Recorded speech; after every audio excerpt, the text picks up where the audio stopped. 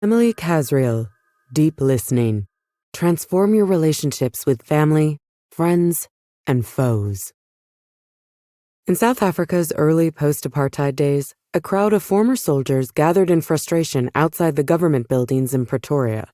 They were tired, angry, and desperate for recognition from their new leaders. Emotions were raw, and the risks were real. Nelson Mandela chose to meet them face to face. Instead of heading directly to a microphone, he walked through the crowd, steady, respectful, and fully present. He asked questions. He listened carefully. And gradually, the energy shifted. Voices lowered. People shared what was weighing on them.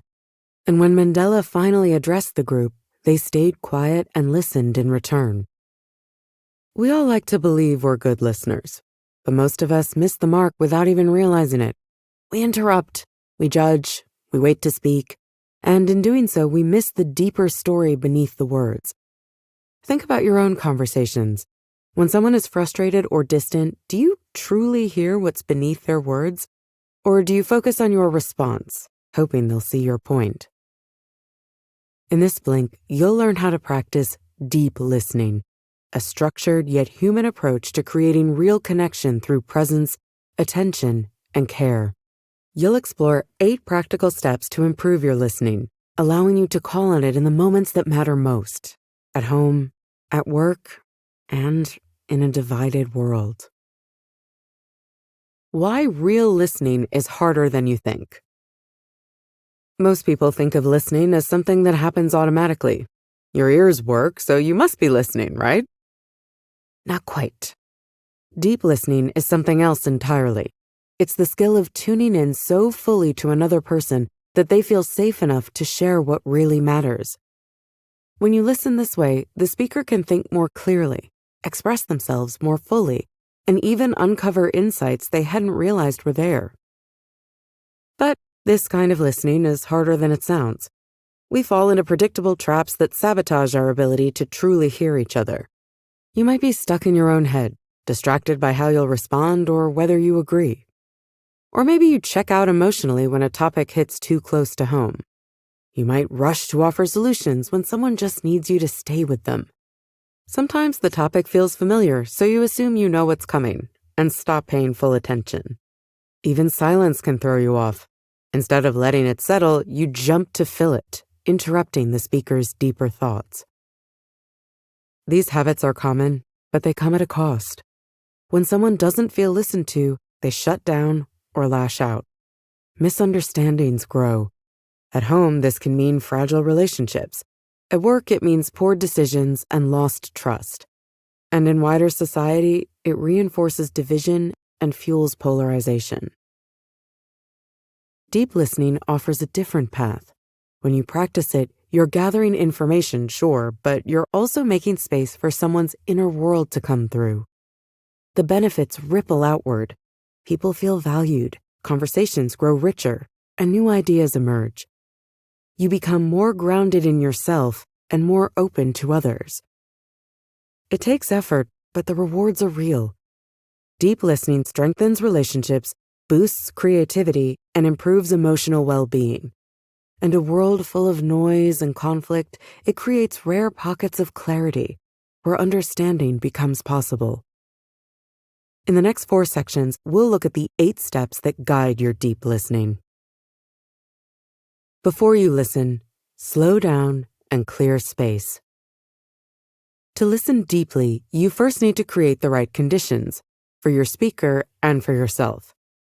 That starts with step 1, creating space. Deep listening doesn't happen when someone feels judged, rushed, or under scrutiny. You need to signal that it's safe for them to speak freely. Physical setting matters here. Find somewhere quiet, private, and unrushed. Put your phone away. Sit at a slight angle instead of face-to-face if that feels less intense. Offer water or tea. Small gestures like these can ease tension and invite openness.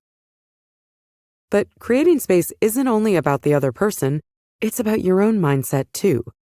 That's why the second step in deep listening is listening to yourself first. That might sound strange, but it's essential.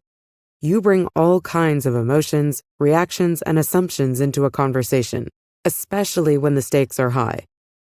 If you're not aware of them, they can hijack the moment. You might suddenly snap into defensiveness, impatience, or distraction without realizing why. To avoid that, check in with yourself before conversations. What's your emotional state? Are you grounded enough to truly listen? What are you worried might come up? You don't need to be perfectly calm or sorted, but you do need to be aware.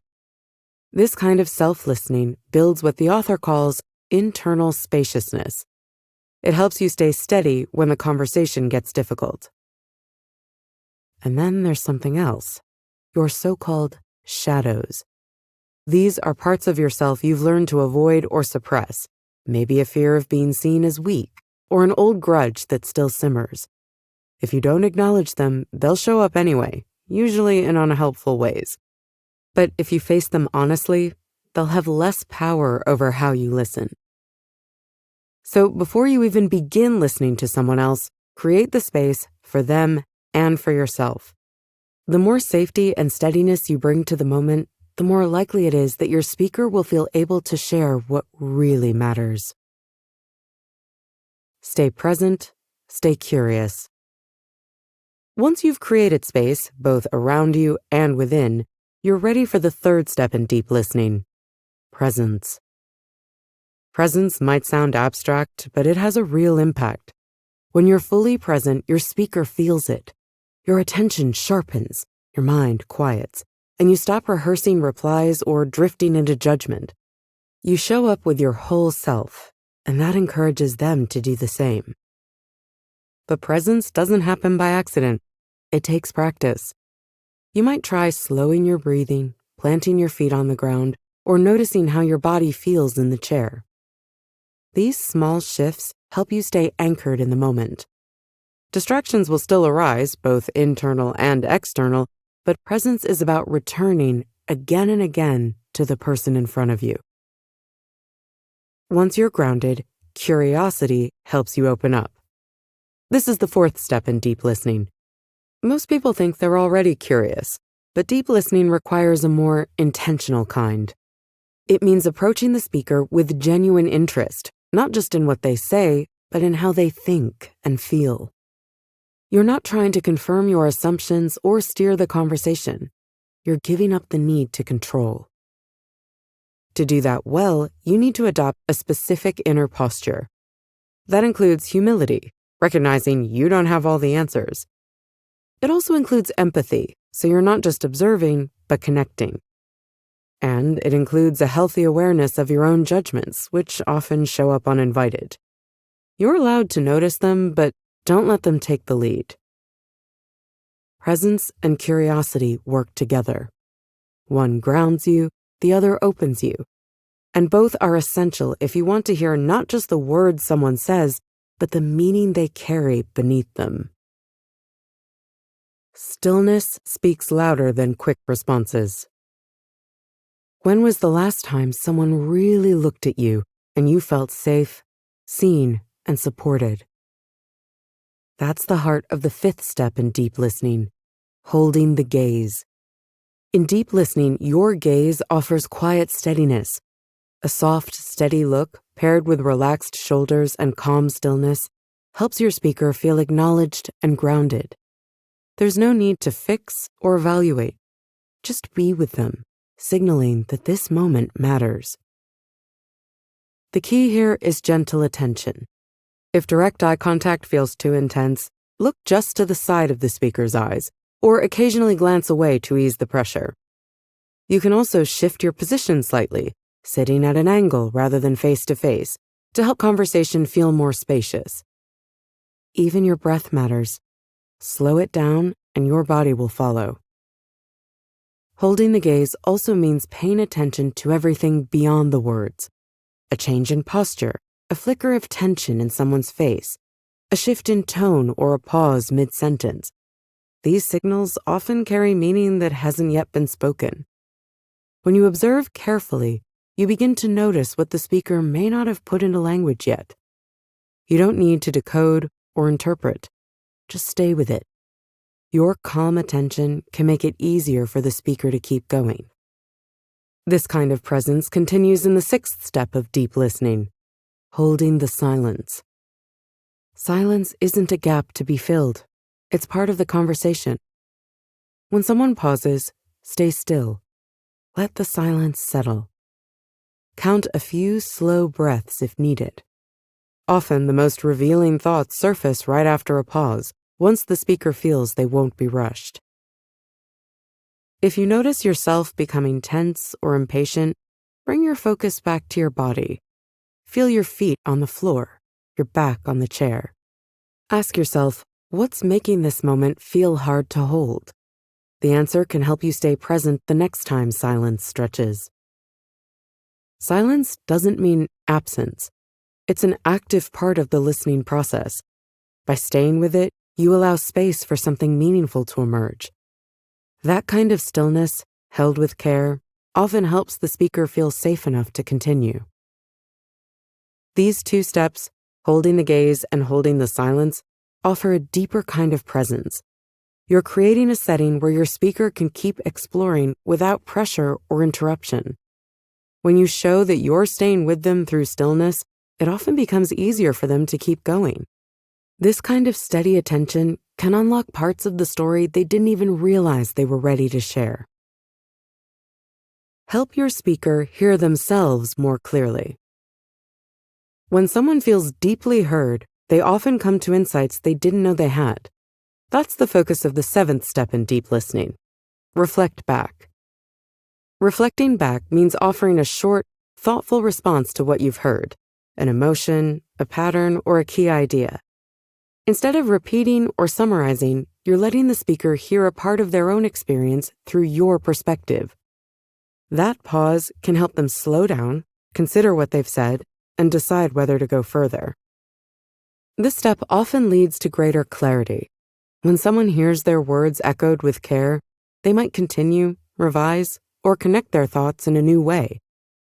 Even a brief reflection can shift the tone of a conversation from performance to exploration.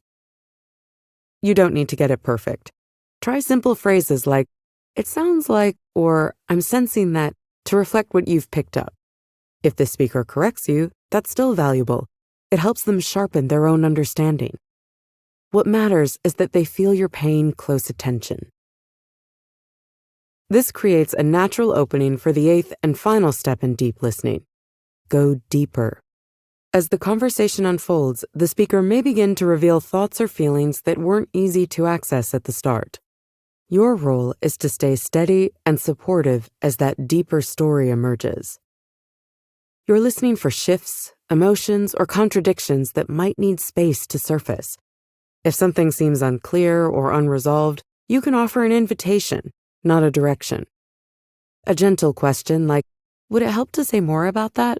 or "What feels most important right now?" can open the door without pressure. Some speakers will explore on their own. Others may pause or hesitate. Either way, your consistent attention makes it easier for them to continue. Reflecting back and going deeper help move a conversation into more meaningful territory. These steps support the speaker as they uncover what's just beneath the surface, and they strengthen your ability to connect with presence, patience, and care. Listen deeply, but protect yourself too. Now that you've explored the 8 steps of deep listening, it's time to look at what comes next: how to listen responsibly, protect your own well-being, and keep growing in the practice. Deep listening asks you to create space for others, but it also calls for care, responsibility, and honest reflection. When someone opens up to you, they may reveal raw emotions, private memories, or difficult truths they hadn't fully acknowledged before. That kind of trust deserves thoughtful handling. Your role as a listener is not only to hear, but to respect the speaker's humanity, even when their views or experiences are far from your own. That might mean pausing to ask if they truly want to share something sensitive, or letting them know gently that you may need to act if there's a risk to their safety or someone else's. When the conversation touches on trauma or deep pain, Your presence can be healing, but it can also be draining. You're allowed to notice when you've hit your own limits. And that's part of listening well, knowing when not to go further. If a topic feels overwhelming or unsafe, it's okay to step back. Humanitarian workers, therapists, and everyday listeners alike need boundaries. Being emotionally available doesn't mean carrying everything. It helps to check in with yourself, especially before listening to people whose views challenge you. Do you have the energy and openness this moment requires? Are you grounded enough to stay present without collapsing into judgment or defensiveness? When you do choose to listen, ask better questions. Invite your speaker to tell a story, share what shaped their perspective, or reflect on what matters to them. Be curious, not probing. You can even share a little of yourself. Small, appropriate moments of vulnerability can deepen trust. Afterward, don't rush on. Give yourself time to process. What did you notice? How did you feel? What might you want to try differently next time? Good listening doesn't just happen. It grows through reflection. Above all, remember, listening is powerful, but it's not limitless. You don't need to listen to everyone all the time on every topic. Deep listening is a practice, not a duty. And part of that practice is knowing when and how to care for yourself.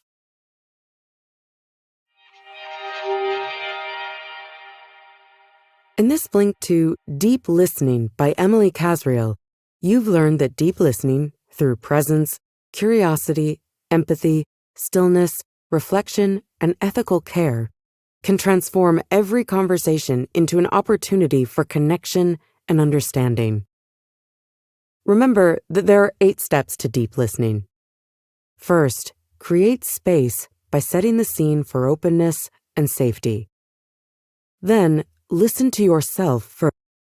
Check in with your emotional and mental state before you begin. Third, be present by giving your full attention to the moment. Next, be curious. Ask questions with genuine interest and without an agenda. Fifth, hold the gaze, offering steady, gentle attention through calm presence. Sixth, hold the silence. Let pauses settle and resist the urge to fill them. Seventh, reflect back what you've heard to show understanding. And finally, go deeper by gently inviting the speaker to explore what truly matters.